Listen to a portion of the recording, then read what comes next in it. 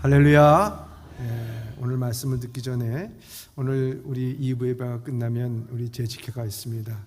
우리 재직들은 다 참석해서 우리 재직회에서 논의되는 일을 다 알 수 있기를 바랍니다. 오늘 본문의 말씀을 통해서 저는 평안하십시오라는 제목으로 말씀을 나누고자 합니다. 이런 이야기가 있습니다. 기네스 기록에 매우 큰 관심을 가졌던 한 사람이 이야기입니다. 어떤 한 사람이 개미를 훈련시켜서 춤추게 하면 기네스북에 오르지 않을까 생각을 했답니다. 그래서 그 사람이 정말 개미에게 춤을 가르쳐 줬답니다. 음악을 틀어주면 개미가 춤을 출 수 있도록 하는데 10년이 걸렸답니다. 열심히 훈련시켰습니다. 근데 정말 마침내 음악을 틀어주면 개미는 춤을 출 수 있게까지 만들었다고 합니다. 그래서 마침내 개미를 데리고 기네스 대회에 출전하는 날, 그는 배가 고파서 잠시 음식점에 들어갔습니다. 음식을 주문하고 이제 마지막 개미가 제대로 춤추는 곳인지 확인하기 위해 개미를 꺼냈습니다. 역시 개미는 신들린 듯이 아주 멋지게 춤을 추었습니다. 그는 자랑하고 싶었습니다. 그래서 웨이터를 불렀습니다. 그리고 웨이터가 오자 식탁 위에서 춤추고 있는 개미를 가리키면서 이것 좀 봐요 라고 말하니까 순간 웨이터가 황급하게 손으로 개미를 꾹 눌러서 잡아 죽였습니다. 그리고 이렇게 말합니다. 죄송합니다. 다시는 이런 일이 없게 하겠습니다. 라는 이야기입니다. 물론 지어낸 이야기죠. 개미가 춤추는 일도 없습니다. 그러나 10년간 열심히 훈련한 주인이 얼마나 황당했을까 하는 생각이 드는 이야기입니다. 사랑하는 예범의 성도 여러분, 명상이나 마음의 안정을 얻기 위해 노력하는 분들을 보면 마치 이런 것이 아닐까 생각이 듭니다. 마음의 평정을 얻었다고 생각해도 산에서 내려오는 순간 한 번의 현실 앞에서 와르르 무너지기 십상입니다. 그런 평정이라면 과연 그것을 마음의 평정이라고 말할 수 있겠습니까? 그런 평정에는 산이나 명상의 자리에 머물 때는 가능할지 모르겠습니다만은, 그렇지만 현실에 내려와서 사람을 만나고 자녀와 가족과 여러 가지 사업과 함께 있으며 지낼 수 없는, 함께 있으면서 지켜낼 수 없는 평안이 아닐까 생각합니다. 오늘 본문의 말씀에 이 예레미야 선지자는 바벨론으로 포로 잡혀간 유대 백성들에게 편지를 쓴 내용입니다. 편지의 내용이에요. 근데 그 편지의 내용의 핵심이 뭐냐? 평안이라는 겁니다. 그 편지의 핵심의 내용이 뭐라고요? 평안이라는 거예요. 평안, 여러분. 그래서 오늘 예레미야서 29장 7절에 이렇게 말씀하고 있습니다. 시작. 너희는 내가 사로잡혀 가게 한 그 성읍의 평안을 구하고 그를 위하여 여호와께 기도하라. 이는 그 성읍이 평안함으로 너희도 평안할 것임이라.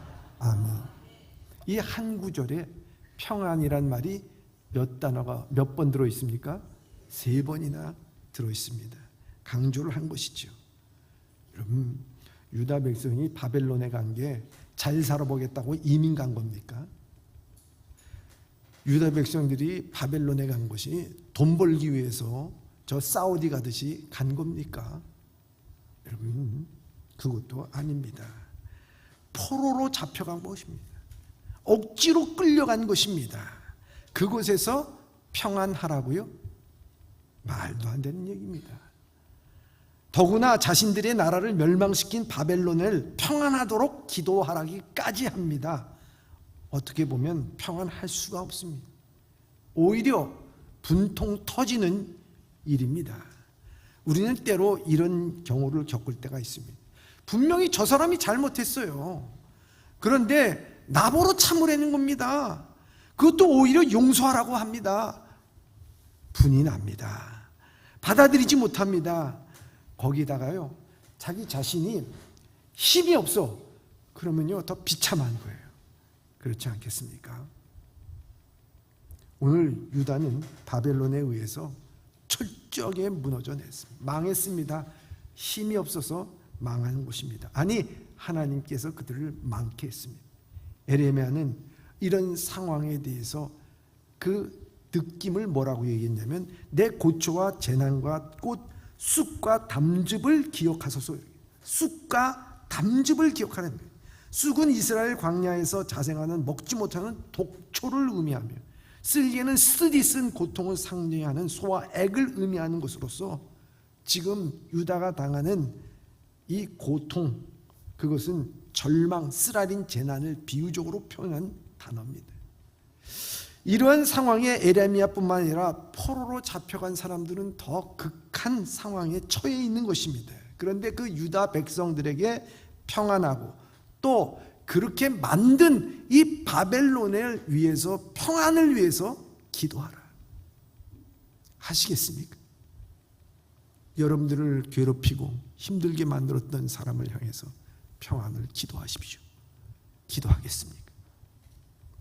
오늘 저는 이 예레미야 선지자의 평안이란 말이 그냥 참으라는 말이 아닙니다. 오늘 전쟁통과 같은 삶을 살고 있는 우리들에게 근심과 걱정이 끊임없이 일어나고 불안과 두려움이 늘 엄습하는 삶의 현장 속에서 우리 살고 있어요. 평안하라고 하는 것, 그리고 나를 힘들게 만든 게 한 자를 향해서 평안하라고, 그들이 평안하라고 기도로 하라고 말씀하고 있는 것입니다. 에레미야 선지자는 왜 그 포로로 잡혀간 자기 백성들에게 이와 같이 평안하라고 말씀했을까요? 이 예레미야의 그 편지를 보면은 거기에는 우리에게 이 평안이라고 하는 단어에 대해서 의미를 우리에게 말씀하지 않아요.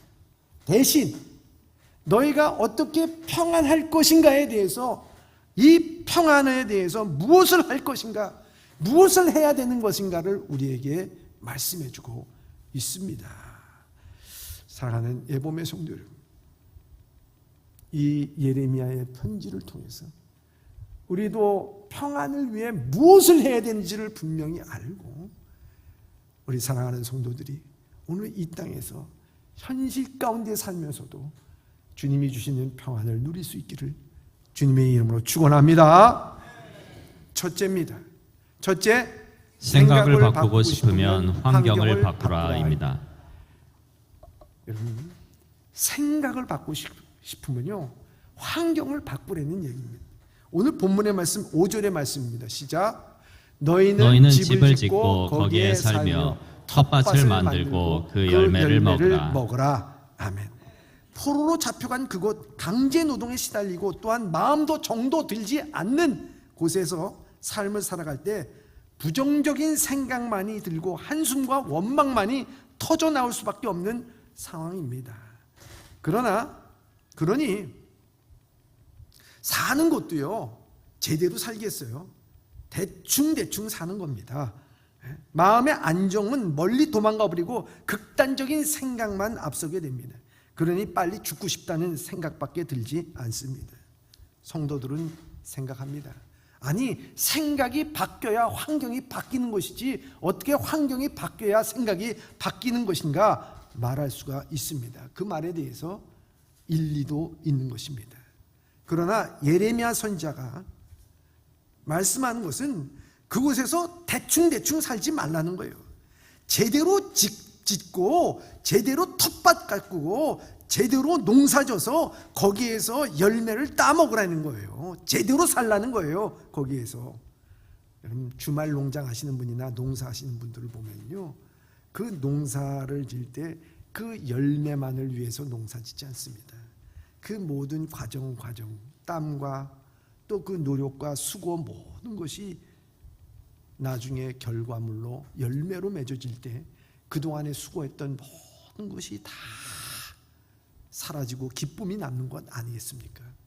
그러기 위해서는요, 중요한 것은 제대로 열매 맺으려면요, 제대로 씨 뿌리고 제대로 가꿔야 돼요. 여러분, 인생 제대로 살려면요, 있는 곳에서 제대로 살아야 돼. 제대로 집 짓고 제대로 살아야 된다는 것을 우리에게 말씀하고 있는 거예요.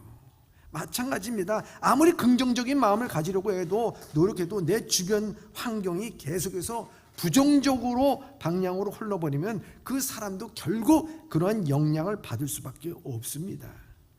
우리는 흔히 강한 정신력만 있으면 모든 것을 이겨낼 수 있다고 믿습니다. 그래서 얘기합니다. 내일부터 무조건 부지런히 살아야지. 내가 내일부터는 내가 살을 뺄 거야. 이제는 긍정적으로 살아야지. 내가 오늘 말씀 들은 대로 믿음으로 살아야지 다짐을 합니다. 그런데요, 현실은 생각보다 훨씬 강합니다. 습관처럼 아침에 일어나면 성경책 보기보다는 핸드폰을 더듬어 찾아서 핸드폰을 켜고 거기에 카톡을 눌러대고 SNS를 눌러대고 뉴스를 보기에 바쁘게 됩니다.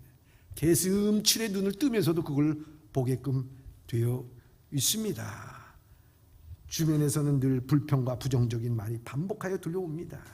그런 환경 속에 계속 머물다 보면 아무리 긍정적으로 버티려고 해도 우리는 점점 이 환경에 익숙해서 그 방향으로 끌려가기 마련입니다. 여러분, 우리의 의지가 단순히 약해서가 아닙니다. 인간은 환경의 영향을 받게끔 됐어요.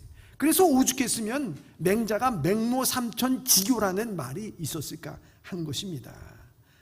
어지러운 방 안에서요, 여러분, 우리가 큐티를 하고 하나님 앞에 기도할 수가 없어요. 이거 치워놓고 보는 거예요. 깨끗하게 해놓고 그 다음에 기도도 할 수 있는 것 아니겠습니까? 눈 뜨자마자 핸드폰을 보는 습관 속에서 기도의 삶이 이루어지겠어요? 이루어지지 않습니다. 하루를 평안으로 시작할 수가 없는 것입니다. 내일 새벽 기도 가야지 했어도 성경책을 찾게 되면 저 구석에서 그것이 꽂혀 있다고 하면은 새벽 기도 가고 싶은 생각이 들겠습니까? 핸드폰을 보면서 내가 무슨 변화하겠어, 어차피 다 소용없어 라는 생각하지 않겠습니까? 이거 단호하게 차단시켜야 돼. 그리고 당신의 도전을 묵묵히 응원해 줄 수 있는 환경, 오롯이 행할 수 있는 환경으로 자신을 옮겨 놓으라는 것입니다. 사랑하는 예봄의 성도 여러분, 우리는 꼭 이 바벨론의 포로로 잡혀간 사람이 아니더라도 오늘 하루 우리는 정말 포로의 삶을 살고 있습니다. SNS의 포로 살고, 카톡의 포로를 살고, 시간이 바쁘다는 일로 포로에 살고, 일이 바쁘다는 일에 포로에 살고, 쫓기는 일에 허겁지겁 살게 되어 있습니다. 그리고 사람의 쫓기게 되어 있습니다. 여러분, 우리가 이 모든 일에 현실의 포로가 되어 있지는 않는가 하는 거예요. 거기에 우리가 평안이 있습니까? 정말 평안이 있습니까? 오늘 우리 주님은 평안한 하루를 시작하기 위해서요, 참 중요한 것이 일어나기 전 15분, 자기 전 15분을 어떻게 보낼 것인가 참 집중해야 하는 것입니다. 자기 전에 여러분 생각해 보세요. 성경책 머리맡에 놓고 일어나면서 짚는 게 성경책이라고 보세요. 그러면은 여러분들 일어나서 기도하며 성경책 한 자리도 보지 않겠습니까? 자명종 새벽기도 가기 위해서 켜놨습니다. 바로 옆에 있습니다. 자명종이 울려요. 여러분은 깨어납니다. 꼭 새벽기도 안 가더라도 새벽 시간에 일어나서 기도하게끔 되어 있습니다. 그것이 이틀, 일주일, 한 달 정도 가게 되면 여러분 가게 되는 것 아니겠습니까? 새벽기도 가기 위해서 신발과 모든 상황, 그죠? 옷 입는 거라든지 모든 것이 다 준비된 상태 속에서 환경을 만들어 놓으면은 새벽에 일어나는 것이 얼마나 기분이 좋겠느냐 하는 거예요. 여러분, 현실의 환경을 재배치하는 것으로부터 변화는 시작되고 생각을 변하게 만들 수가 있다는 것입니다. 환경이란 판을 바꾸지 않으면 말을 갈아탈 수가 없습니다. 판이 바뀌면 말은 저절로 달리기 시작합니다. 오늘 예레미야 선지자는 포로로 잡혀간 이들에게 거기서 집 짓고 농사 짓고 열매 먹고 제대로 살라는 거예요. 제대로 환경 갖추어 놓고 살라는 거예요. 그 환경을 바꿔놓으면 우리 생각도 달라진다는 거예요. 거기서 늘 우린 포로로 잡혀갔어. 또 이 사람들이 나를 어떻게 할 것인가 염려와 걱정, 불안과 언습이 아니라 내일을 내가 더 소망 있게, 내일을 더 보람차게 만들어가기 위해서 힘도 생기고 용기도 생기고 도전할 마음도 생긴다고 하는 것을 우리에게 말씀하고 있는 거예요. 여러분, 주님은 우리에게 말씀하는 것이 누가복음 6장 36절의 비유로 이렇게 말씀합니다. 맹인이 맹인을 인도할 수 있느냐? 없다는 것이죠. 둘 다 구렁텅이에 빠지지 않겠느냐고 말씀합니다. 영적으로 눈먼 사람들과 함께 있으면 그 환경 속에서 우리는 구렁텅이에서 헤맬 수밖에 없다는 것입니다. 내 주변에 영적으로 눈이 띄어지고 맑은 정신을 갖고 감사하면서 한 순간순간을 은혜로 사는 삶과 함께 손을 잡고 나갈 때에요, 그 영혼이 얼마나 기쁘고 즐겁겠냐. 그거 우리가 알아야 돼요, 여러분. 그래서 긍정적인 사람과 함께하라는 말씀. 생각이 바뀌기를 원하면 우리 주변부터 청소하고 바뀌어야 되는 것입니다. 환경부터 바뀌는. 포로의 생활에서 포로처럼 살지 말고 마치 내 삶의 터전처럼 살기 위해서 제대로 하고 살 때 우리의 영혼의 평안이 찾아옵니다. 믿음의 환경으로, 신앙생활하는 환경으로 우리 사랑하는 예범의 성도들이 다 바꿔나가기를 주님의 이름으로 축원합니다. 그래서 평안을 느껴요. 또한 예레미야는 포로로 잡혀간 이들에게 평안을 위해서 두 번째 이렇게 말씀하고 있습니다. 둘째입니다. 바꿀 수 없는 일에 마음을 낭비하지 말라. 아멘. 바꿀 수 없는 일에 뭐 하지 말라고요? 마음을 낭비하지 말라는 거예요. 여러분, 얼마나 중요한지 몰라요. 여러분, 에레미야서 29장 6절의 말씀입니다. 읽겠습니다. 시작. 아내를 맞이하여 자녀를 낳으며 너희 아들이 아내를 맞이하며 너희 딸이 남편을 맞아 그들로 자녀를 낳게 하여 너희가 거기에서 번성하고 줄어들지 아니하게 하라. 아멘. 예레미야 선지자는 포로로 잡혀간 그곳에 아내를 맞이해서 가정을 세우고 자녀를 낳으라는 얘기입니다. 다시 말하면 자자손손 그곳에서 정착해서 재밌게 살라는 것입니다. 그 이유는 그곳에서 번성하여 수가 줄어들지 않게 하라는 그런 말씀을 하고 있습니다. 여러분, 자자손손 자녀를 낳고 시집가고 장가가고 거기에서 정착하여 살기 위해서 우리 필요한 시간은 몇 년입니까? 1년입니까? 2년입니까? 10년입니까? 아닙니다. 이건 긴 세월 동안 이어져 나오는 것입니다. 그렇기 때문에 너희들 조급하게 굴지 말라는 거예요. 그 포로 생활에서 언제 해방이 되나, 언제 고국을 가나, 이 못 살겠다, 힘들다, 마음속에 조급하여서 어쩔 줄 모르고 우왕좌왕하지 말라는 거예요. 마음 푹 놓고 거기서 장가가, 집 짓고 거기서 텃밭 가꾸고 열매를 먹고, 무엇보다도 거기서 아내를 맞이하고 남편을 맞이하고 너희 딸과 아들들도 그렇게 하고, 그리고 그 딸의 딸을 낳고 아들의 아들을 낳고 그렇게 살라고 말씀하는 것입니다. 여러분, 그곳에 아예 정착하여 시집가고 장가가고 그곳에 가정이 아니라 가문을 이루라고 말씀하고 있습니다. 예레미야가 이렇게 말하는 이유가 8절에 나와 있습니다. 우리 예레미야서 29장 8절과 9절, 8절과 9절을 다 같이 읽어보겠습니다. 시작. 만군의 여호와 이스라엘의 하나님께서 이와 같이 말하노라.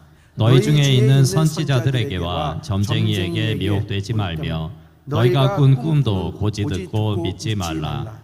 내가 그들을 보내지 아니하였어도 그들이 내 이름으로 거짓을 예언함이라. 여호와의 말씀이니라. 아멘.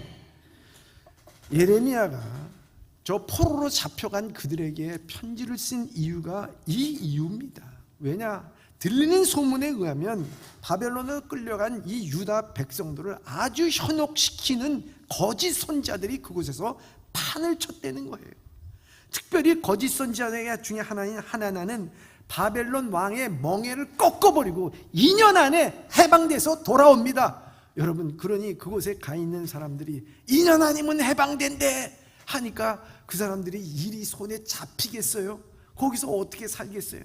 그냥 거지같이 살면서 여기저기 기웃기웃거리고 모여서 얘기나 하고 한담이나 하고 뒷담화나 하고 그런 곳에 그들이 몰려있지 않겠습니까?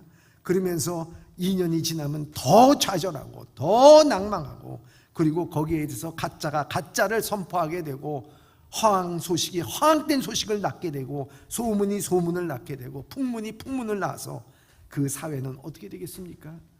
하나 되지 못해 그냥 어지러워져서 이합집산이 돼가지고 그 삶이 무너지게 되고, 그러므로 말미암아 줄어들게 되고 그러는 것 아니겠습니까?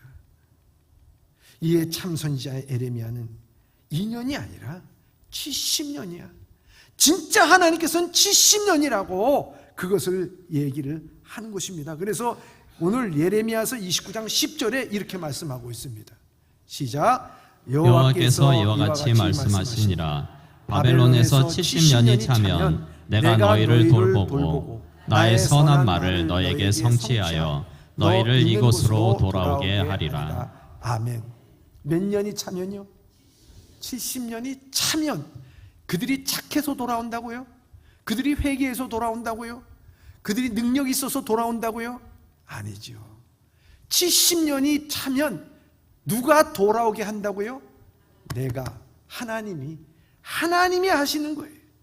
그런데 점쟁이에게 미혹되고 꿈꾸는 미혹이 되는 이유가 뭡니까?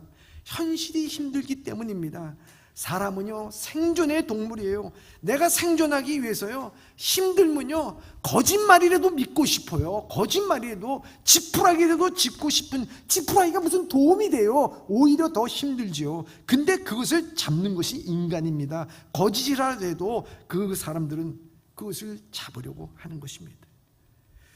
진실을 잡는 것은 현실에서 쉬운 일이 아닙니다. 그러나 그것을 붙잡아야 되는 거예요.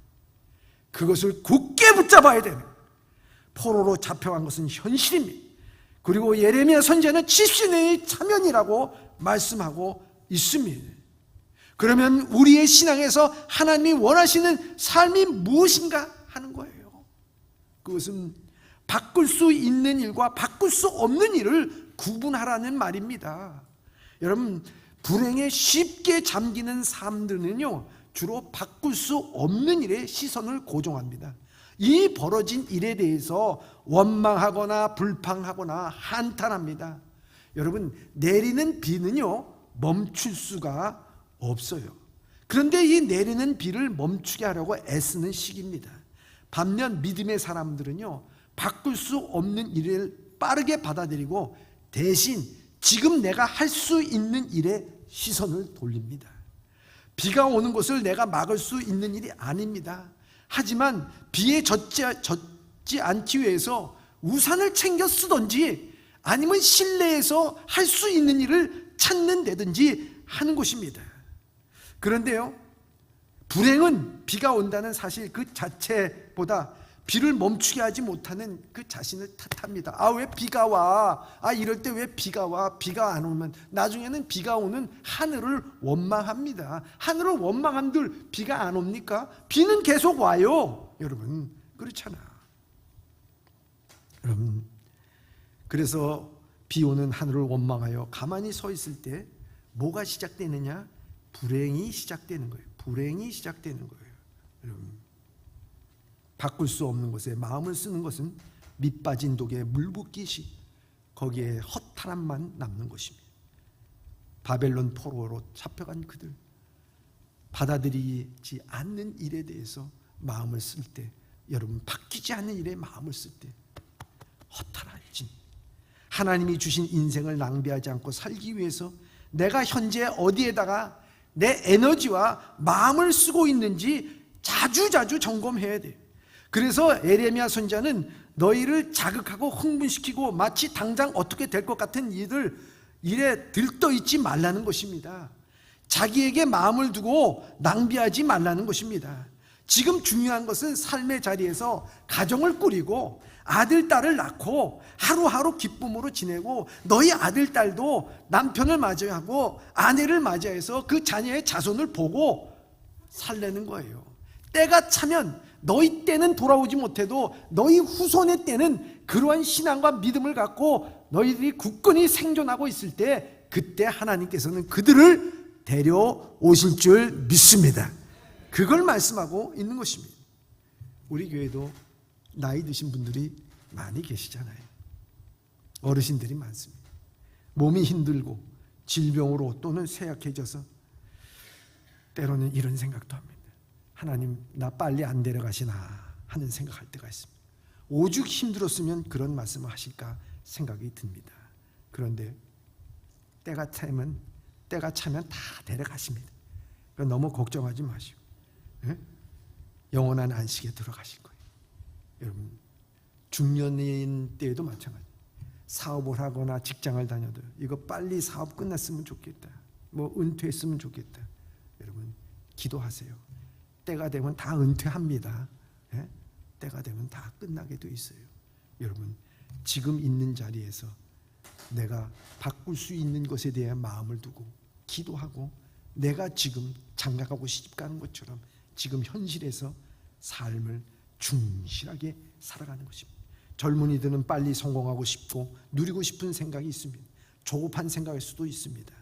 그러나 지금 중요한 것은 바꿀 수 없는 일에 마음을 낭비하지 말고 지금 주어진 일에 대해서, 할 수 있는 일에 대해서 즐겁게 하며 때가 차면 하나님이 이루실 줄 믿습니다. 신학자 레이놀드 니보라고 하는 사람이 이렇게 얘기했습니다. 하나님, 제가 바꿀 수 없는 것들을 받아들일 수 있는 평온함을 주시고 제가 바꿀 수 있는 것들을 변화시킬 수 있는 용기를 주시고 그리고 이 둘을 구별할 수 있는 지혜를 내려주시옵소서. 여러분, 받아들임의 평온, 그리고 변화에 대한 용기, 그리고 이 둘을 구별할 수 있는 지혜, 우리에게 필요한 것입니다. 오늘 전쟁이 일어나고 사회가 이렇게 저렇게 뒤집어지고 사람들이 돈 벌었다 뭐 했다 얘기하고 나만 뒤처지는 것 같은 상황에서 무능하다고 생각하지 말기를 바랍니다. 바꿀 수 없는 일에 받아들임으로 평안을 갖고 변화할 수 있는 내 심령의 변화에 용기를 갖고 변화를 해야 됩니다. 그리고 이것을 구별할 수 있는 지혜를 달라고 기도해야 됩니다. 에레미야 선지자는 기원전 627년에 부르심을 받아 예루살렘이 함락한 직후인 586년까지 40년 동안 하나님의 말씀을 선포했어요. 그는 모세처럼 40년간 하나님의 말씀을 대원했습니다. 스바냐, 하박국, 다니엘, 에스겔과 동시대의 사람이었어요. 에레미야는 유다는 하나님이 저버리고 우상 숭배와 불의를 행한 죄 때문에 하나님의 징계할 것을 예언했습니다. 그리고 바벨론에 의해서 유다가 망할 것을 선포한 사람입니다. 그 바벨론을 미워하는 유다에게 바벨론에 의해서 하나님께서 바벨론을 들어서 너희를 멸망시킬 것이라고 얘기하니, 여러분, 이 예레미야가 사람들에게 사랑받겠습니까? 아니에요. 왕따 당하고요, 그리고 너무 괘씸해서 마른 웅덩이에 집어넣고 환난의 떡과 고생의 물을 주면서요, 그를 괴롭히고요, 그리고 고문하고요, 때리고요, 얼마나 힘들고 외로워서 눈물의 선지자가 됐던 사람입니다. 여러분, 그러나 한 가지 확실한 것은 하나님이 하시는 그 일에 대해서 바벨론에 의해서 망하더라도 그것을 받아들이면서 지금 너희들이 그곳에서 가정을 꾸리라는 거예요.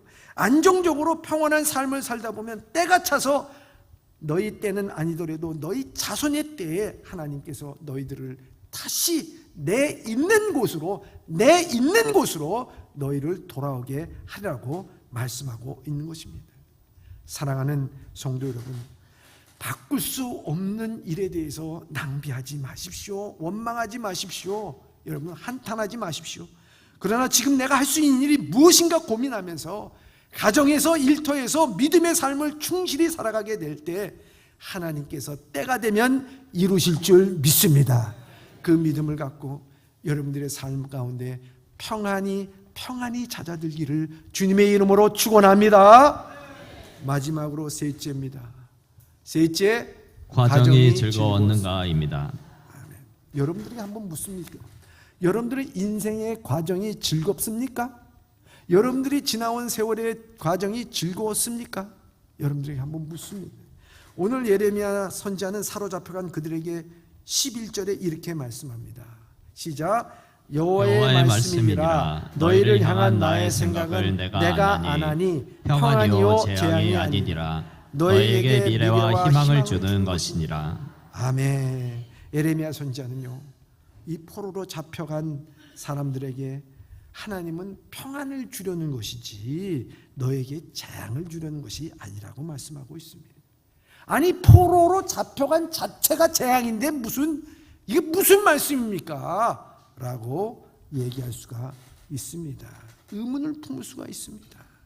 그러나 하나님의 의도는, 하나님의 생각은 오늘 본문의 말씀에서 평안이라는 거예요. 이 말씀은 무엇을 의미합니까? 그 과정이 평안했는가 생각할 때 거기에 미래와 희망이 있다는 거예요. 어떤 상황과 처지와 형편에서도 그곳에서 당신은 그 과정이 평안했는가, 이게 참 중요하다는 것을 우리에게 말씀하고 있는 것입니다. 여러분, 지금 사로잡혀간 그곳이 여러분들이 있는 삶이요 지옥이 되느냐 그곳이 천국이 되느냐 하는 것은요 다른 것이 아닙니다. 여러분들의 삶을 어떻게 살아가느냐에 달려있는 것입니다. 나의 하나님을 사랑하는 백성이 그곳의 삶의 과정이 평안으로 인도하시기를 원하는 것입니다. 평안해야 미래도 있고요 희망도 있는 거예요. 제가 예전에 안식오를 맞이할 때요 센티아고 순례길을 간 적이 있습니다. 여러분, 그 길을 가는 사람들의 목적은요 천차만별이에요. 어떤 사람들은 목적지를 향하여 질주하듯이 가는 사람들이 있습니다. 그래서 중간중간에 쉬는 곳이 있거든요. 그래서 중간중간에 쉬는 곳에 가보면은 그분들은 먼저 벌써 도착해서 거기서 쉬고 벌써 떠났어요. 따라가기가 아주 벅차요. 아주 질주하듯이 가는 분들이 있습니다. 그들이 목적지에 도착해서 즐거웠습니까? 물어보면 어떻게 대답했을까요? 그들은 즐거웠다고 하는 말보다는 힘들어요, 어려워요, 너무 길었어요, 이런 말들을 할 때가 있습니다. 우리의 자신도 목표 지점에서 원하는 결과를 향해 가느라고 삶의 그 여정에서 주는 하나님의 선물을 지나치기가 일수라는 거예요. 삶은 그 여정, 즉 과정에서 이루어지는 것임에도 불구하고 말입니다. 우리의 삶을 살다 보면 난관에 부닥치기도 하고 혹은 시련을 넘어갈 때도 있고요 상처받을 때가 있습니다. 하지만 살아계신 하나님께서 우리에게 있어서 믿는 자들에게는 이게 재앙이 아니라 평안이라고 믿고 나아갈 때마다 그 재앙적인 상황이 나에게 주는 하나님의 깨달음이 있다는 거예요. 그 깨달음을 깨닫고 나갈 때 믿음이 더욱더 깊어지고 신앙은 더욱더 성장하고 내 삶은 더욱더 기뻐지고 감사하며 하나님의 은혜를 깨달고 나갈 때 그 과정은 기뻤습니까? 즐거웠습니까? 했을 때 예, 그렇습니다. 내 삶의 과정은 즐거웠습니다. 여러분, 오늘 우리는 저 천국에 가기 위해서 오늘 이 시간 이를 악물고 살라는 게 아닙니다.